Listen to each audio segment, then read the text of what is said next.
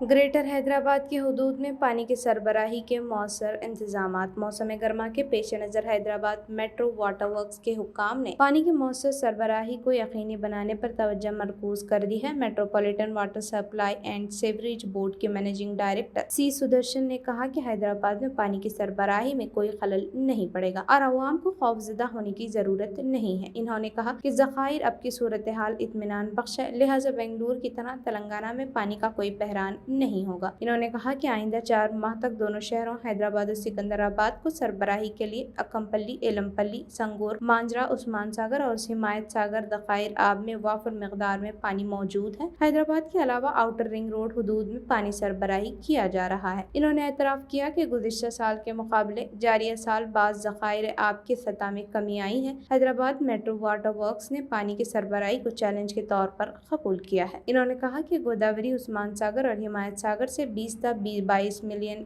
Gallon पानी इजाफी तौर पर हासिल किया जा रहा है। इन्होंने कहा इमरजेंसी पंपिंग के इंतजाम किए गए हैं ताकि नागार्जुना सागर से पानी के हुसूल में कोई दुश्वारी न होने पाए।